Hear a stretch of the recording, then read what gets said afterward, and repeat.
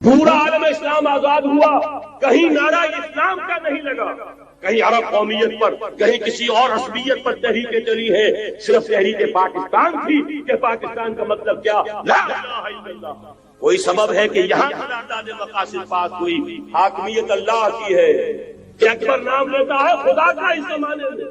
یہ سارا ماضی سامنے رکھیے اور حضور کی دی ہوئی پیشن گوئیوں کا مستقبل سامنے رکھیے، ان دونوں سے ثابت ہوتا ہے اس خطہ ارضی سے کچھ ہونا ہے۔ اگرچہ بھٹکے ہوئے ہیں لیکن کبھی بھولی ہوئی منزل بھی یاد آتی ہے راہی کو، اور بھٹکے ہوئے آہو کو پھر سوئے حرم لے چل، اس کی ضرورت ہے مسلمان کو پھر اس کا مقصد یاد دلایا جائے۔ پاکستان اس لیے نہیں بنایا گیا تھا کہ ہمارے ہاں چاہتے اور بگلے نہیں تھے تو ہمارے پاس اس کے بھی باپ وجود میں آ جائے، اس لیے تو نہیں بنایا گیا تھا۔ پاکستان اس لیے نہیں بنایا گیا تھا کہ جاگیرداروں کی جاگیرداریاں محسوس ہو جائیں، پاکستان اس لیے تو نہیں بنایا گیا۔ آج بھی مسلمان، میں معذرت سے عرض کر رہا ہوں مولانا سے، آج بھی بھارتی مسلمان کی ایوریج نمازی ہونے کے اعتبار سے پاکستانی مسلمان سے کہیں بہتر۔ آج بھی برقع نظر آ جائے گا تو ہندوستان میں نظر آ جائے گا۔ میں نے اپنی آنکھوں دیکھے تھے چند سال پہلے جب مکہ مسجد حیدرآباد دکن میں 3 دن مسلسل میری تقریریں ہوئی ہیں، 10,000 مرد اور 5,000 خواتین، اور ان میں سے کوئی بغیر برقعے کے نہیں تھی۔ ایک سیلاب نظر آ رہا تھا برقعوں کا کہ جب کا پتہ ہوا ہے رات کے 12 بجے 3 دن تک متواضع۔ یہاں کہاں نظر آئے گا برقع آپ کو؟ یہاں تو اس کے بعد 2 پیسے ہو گئے، اس نے سب سے پہلے برقع اتار کے پھینک دیا۔ معلوم اچھی طرح سمجھ لیجئے یہ چیزیں تو وہاں زیادہ ہیں جہاں کی نسبت۔ اصل ضرورت تھی کہ یہاں اس نظام کو قائم کیا جائے، وہ نظام عدل اجتماعی، وہ جس میں حریت ہو، جس میں عام آدمی بھی خلیفہ وقت کو ٹوک سکے۔ یہ کرتا کیسے بن گیا؟ ایک خاتون بھی کھڑی ہو کر دامن پکڑ لے، عمر تمہیں کیا حق ہے کہ ہمارے مہر کے اوپر پابندی لگا رہے ہو، جبکہ اللہ نے نہیں لگائی۔ یہ پاکستان، بچا کھچا Pakistan, what remains of Pakistan, یہ اصل میں ہے کیا؟ پاکستان نہیں ہے، 4 صدیوں کی تجدیدی مساعی کا حاصل۔ اقبال جیسا مفکر اسی 14ویں صدی ہجری میں، مودودی جیسا مصنف اسی 14ویں صدی ہجری میں، مولانا الیاس جیسا مبلغ رحمہم اللہ، یہ سارے کام یہاں سے ہوئے۔ پورا عالم اسلام آزاد ہوا، کہیں نعرہ اسلام کا نہیں لگا، کہیں عرب قومیت پر، کہیں کسی اور عصبیت پر تحریکیں چلی ہیں، صرف تحریک پاکستان تھی کہ پاکستان کا مطلب کیا، لا الہ الا اللہ۔ کوئی سبب ہے کہ یہاں قرارداد مقاصد پاس ہوئی، حاکمیت اللہ کی ہے کہ اکبر نام لیتا ہے خدا کا اس زمانے میں۔ یہ سارا ماضی سامنے رکھیے اور حضور کی دی ہوئی پیشن گوئیوں کا مستقبل سامنے رکھیے، ان دونوں سے ثابت ہوتا ہے اس خطہ ارضی سے کچھ ہونا ہے۔ یہ نہیں میں کہہ سکتا قریب بعید ما توعدون، یہ میں نہیں کہہ سکتا، یقین کے ساتھ جانتا ہوں کہ آئے گا، لیکن یہ کہ اس کے بعد بھی یہی سے بول بالا ہوگا۔ جو یہودی ورلڈ آرڈر کی نگاہوں میں کھٹک رہا ہے، میں کھٹکتا ہوں دل یزداں میں کانٹے کی طرح۔ اگرچہ ان کی اسٹریٹجی کیا ہے، ایک ایک کر کے ان کے حصے بکھرے کر کے دیا پاچا کرو۔ ابھی وہ بلاک کون سا ہے؟ ایران ہے، افغانستان ہے، پاکستان ہے، اور روسی ترکستان سے آزاد ہونے والی جو ریاستیں ہیں، یہ ایک سالڈ، یہ عجمی مسلمان ہے، عربی نہیں، عربی گئے، یہ نوٹ کر لیجیے۔ اس لیے کہ عربوں کو اللہ نے فضیلت دی تھی، محمد ان میں سے تھے صلی اللہ علیہ وسلم، یہ رتبہ بلند ملا جن کو مل گیا، لیکن ساتھ ہی اللہ نے دھمکی بھی دے دی تھی سورہ محمد میں، ان تتولوا یستبدل قوما غیرکم، اگر تم پیٹھ دکھا دو گے اس مشن کو جو ہم نے تمہارے حوالے کیا ہے، تمہیں ہٹائیں گے، کسی اور کو لے آئے۔ اور یہ بات ہو چکی ہے 13ویں صدی عیسوی میں، 1258 میں جب سقوط بغداد ہوا ہے، عربوں کے ہاتھ سے عالم اسلام کی قیادت چھین لی۔ اس کے بعد قیادت کن کے ہاتھوں میں آئی؟ ترکوں کے ہاتھ، ترکان تیموری ہندوستان میں، ترکان صفوی ایران میں، ترکان سلجوقی مڈل ایسٹ میں، اور ترکان عثمانی کا تو کہنا ہی کیا ہے، وہ ایشیا مائنر سے چل کر، آپ کو معلوم ہے کہ مشرقی یورپ کا کتنا بڑا علاقہ، دی گریٹ عثمان امپائر اس صدی کے آغاز تک قائم تھی۔ اس صدی میں عجیب عجیب معجزے ہوئے ہیں۔ گریٹ عثمان امپائر جو 3 بر اعظموں پر محیط، نام و نشان ختم۔ دی گریٹ USSR، نام و نشان ختم۔ اب تو روس صاحب ایک ملک کی حیثیت سے رہ گئے۔ یہ اس صدی میں دو اور وقت نہیں ہے، میں اور آپ کو کیا بتاؤں، اس صدی میں تو بڑے بڑے عجیب عجوبے ہوئے ہیں۔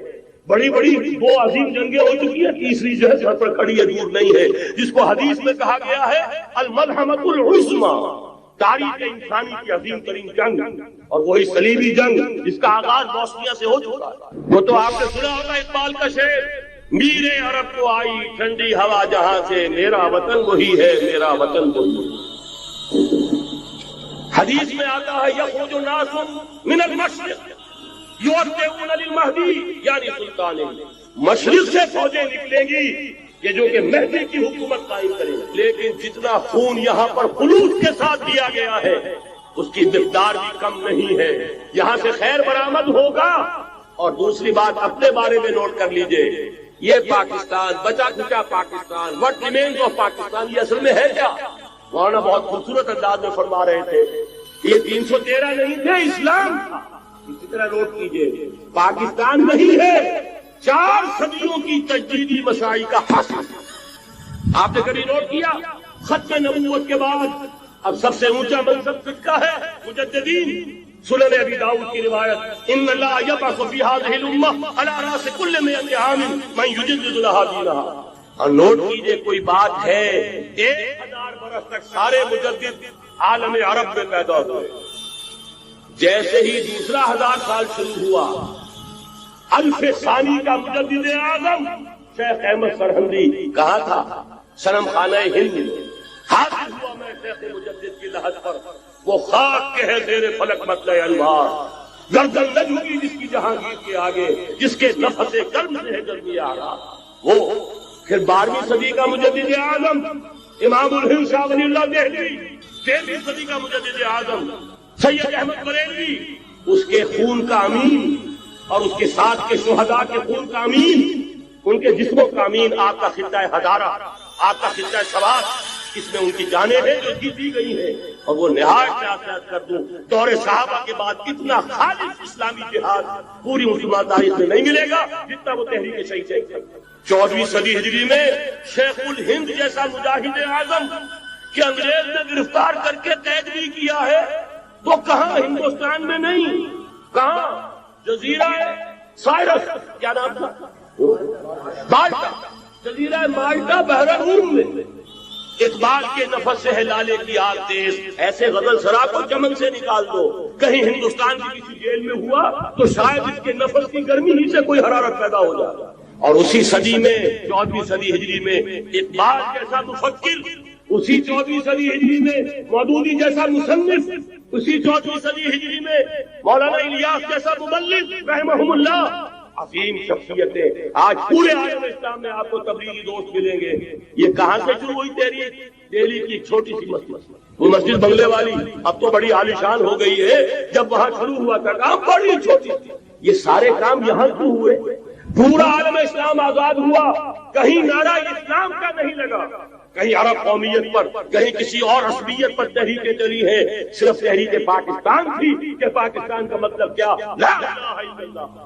کوئی سبب ہے کہ یہاں قرارداد مقاصد پاس ہوئی، حاکمیت اللہ کی ہے کہ اکبر نام لیتا ہے خدا کا اس زمانے میں۔ یہ سارا ماضی سامنے رکھیے اور حضور کی دی ہوئی پیشن گوئیوں کا مستقبل سامنے رکھیے، ان دونوں سے ثابت ہوتا ہے اس خطہ ارضی سے کچھ ہونا ہے۔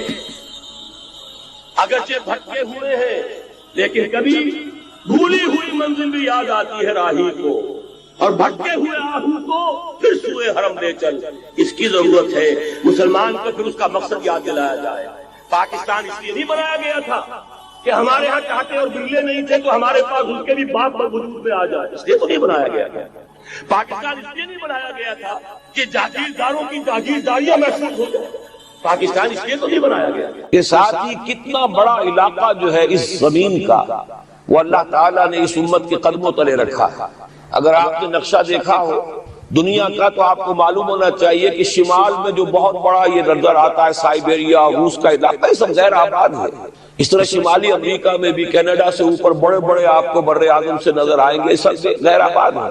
جو آباد علاقہ ہے دنیا کا اور جو زرخیز علاقہ ہے دنیا کا، اس کا کتنا بڑا حصہ ہے کہ جو امت محمد صلی اللہ علیہ وسلم کے قدموں تلے۔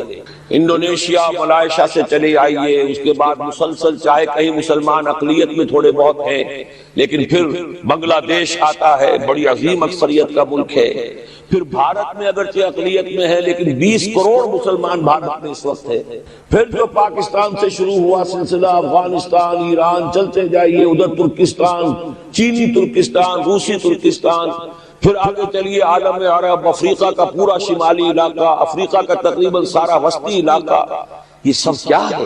کتنا بڑا رقبہ ہے، اور ہر طرح کی نعمت اللہ نے دی ہے۔ اس میں نباتات بھی ہیں، اس میں معدنیات بھی ہیں، اور سب سے بڑھ کر آج کی دنیا میں جو اہم ترین شے ہے کہ پیٹرول جو ہے، تیل جو ہے، اس کے سب سے بڑے ذخائر وہ ہیں کہ جو مسلمانوں کے قدمے تلے ہیں۔ اتنی تعداد میں ہونے کے باوجود، اتنے وسائل کے پر بظاہر قابض ہونے کے باوجود، سوال یہ ہے کہ کیا آج دنیا میں امت مسلمہ کو عزت حاصل ہے یا یہ ذلیل ہے؟ اسے غلبہ حاصل ہے یا مغلوب ہے؟ اسے کوئی دنیا میں وقار حاصل ہے یا یہ بالکل بے وقار ہو کر رہ گئی؟ یہ بات ہے جو ہمارے سمجھنے کی ہے آج کیوں ذلیل کہ کل تک نہ تھی پسند، گستاخی فرشتہ ہماری جناب میں۔ اس وقت صورت یہ ہو چکی ہے، آپ کو معلوم ہے کہ ہر جگہ پر پسماندگی کا نشان مسلمان ہیں۔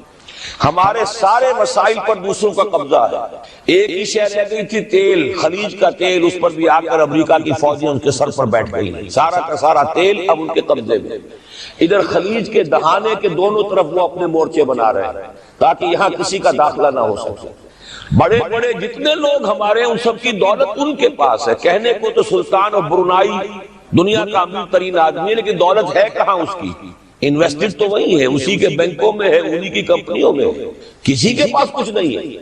سعودی عرب کے کوئی ڈالر دے تو کہاں ہے؟ جیسے شہنشاہ ایران کا جو اثاثہ تھا، سرمایہ تھا، جو سارا کا سارا انہوں نے جو ہے وہ فریز کر لیا، تو یہ دولت تو ساری وہی ہے۔ کہنے کو ہے کہ آپ کے اکاؤنٹ میں اتنا روپیہ ہے، لیکن سوال یہ کہ وہ اکاؤنٹ فی الواقع کس کے قبضے میں؟ پھر آپ کو معلوم ہے کس طریقے سے مسلمانوں کے ساتھ سلوک ہو رہا، ہر جگہ پر جہاں چاہے جس طرح چاہے انہیں ستا لیں۔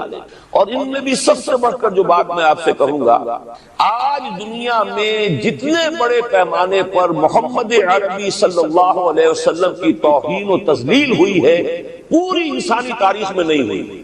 رشدی نے کتاب لکھی، بدترین حملے کیے۔ کیا رنگیلا رسول کتاب تھی جو لکھی تھی کسی ہندو نے، جس کو کہ ایک مسلمان نے پھر خنجر بھونک کر اور ہلاک کر دیا تھا، وہ تو کچھ بھی نہیں تھی۔ اس کتاب کو رنگیلا رسول کو 100 سے ضرب دیجئے تو یہ کتاب بنتی ہے، سیٹنک ورسز، اور وہ ملینز نہیں بلینز کی تعداد میں شائع ہوئی۔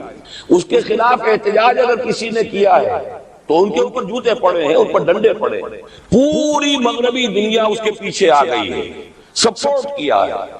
لے کے ایک ملک نکلا ایران، اس نے کم سے کم یہ کہ اس کے قتل کا فتویٰ تو دیا، لیکن کیا کرے، قتل کرنے کی تو نوبت نہیں آئی۔ پورا عالم عیسائیت اس کی پشت پناہ ہے، اس کی مدد کر رہا ہے۔ یہ اتنی بڑی توہین محمد رسول اللہ صلی اللہ علیہ وسلم کی اور آپ کی ازواج مطہرات کی، اور یہ بظاہر ایک ایسے شخص کے ہاتھوں جس کا نام مسلمانوں کا سا ہے، اس کا اتنا بڑے پیمانے پر ہونا، اور پھر یہ کہ مسلمان 120 کروڑ ہونے کے باوجود کچھ نہیں۔ میں وہ چیزیں نہیں گنوانا چاہتا کہ 15 لاکھ جو ہیں وہ ہمارے افغان بھائی جو ہیں انہوں نے جانیں دی، فائدہ کس کو پہنچا؟ تاحال امریکہ کا، کہ اس کی جو مد مقابل قوت تھی USSR وہ ختم ہو گئی۔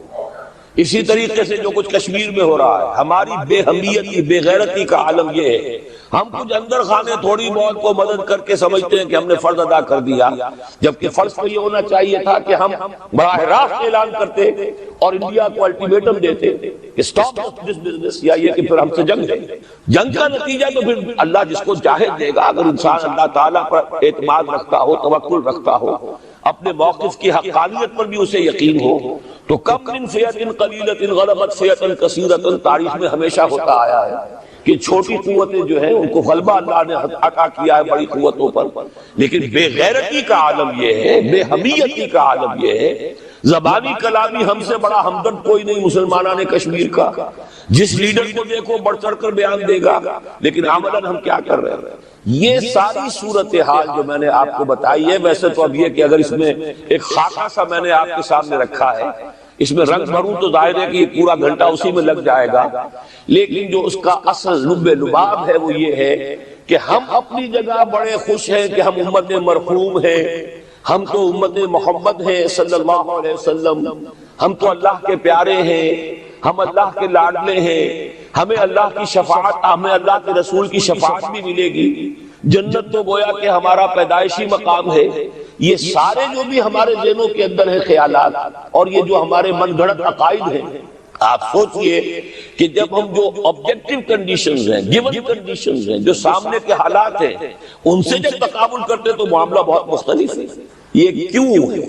اصل میں سوال جب تک آپ اپنے سامنے نہیں رکھیں گے، اس کا جواب جو ہے اب اس پر غور کیجئے، کیوں ہے؟ کیا اللہ تعالیٰ کو محمد الرسول اللہ کی عزت و حرمت پیاری نہیں ہے؟ کیا محمد الرسول اللہ اللہ کے پیارے نہیں ہیں، حبیب رب العالمین نہیں ہیں؟ کیا اللہ تعالیٰ کو کفار سے زیادہ محبت ہے؟ کیا وجہ ہے؟ رحمتیں ہیں تیری اغیار کے کاشانوں پر، اور برف گرتی ہے تو بیچارے مسلمانوں پر۔ سائنس میں وہ آگے ہیں، مالیات پر ان کا شکنجہ کسا ہوا ہے پوری دنیا پر، تہذیب ان کی ہے، تمدن ان کا ہے، ہم تو ان کے کیمپ فالوورز ہیں، نقش قدم پر چل رہے ہیں، ہم تو ان کی صرف یہ کہ نقالی کر رہے ہیں۔ تو سوچئے وجہ کیا ہے؟ کیا اللہ کو کفر زیادہ پسند ہے اسلام سے؟ کیا اللہ کو محمد الرسول اللہ صلی اللہ علیہ وسلم کی عزت و حرمت کا کوئی خیال نہیں؟ سوچنے کی بات ہے۔ ظاہر بات ہے کہ ان سوالات کا جواب تو ہاں میں آپ نہیں دے سکتے، یقیناً ایسا نہیں ہے۔ بہرحال وہ کافر ہیں، وہ اللہ کو نہیں مانتے، اللہ کے رسول کو نہیں مانتے۔ چلیے اللہ کو کسی نام سے مان لیا، گاڈ کہہ دیا، لیکن اللہ کے رسول کو تو نہیں مانتے۔ ایمان کا سارا دار و مدار تو رسالت پر ہے، اللہ کے اس کلام کو تو نہیں مانتے، اور اس کے باوجود ان کے لیے عزت ہے۔ رحمتیں ہیں تیری اغیار کے کاشانوں پر، برف گرتی ہے تو بیچارے مسلمانوں پر۔ یہ ایک لمحہ فکریہ ہے، یہ سوچنے کی بات ہے کہ ایسا کیوں ہے۔ اس کا جو جواب میں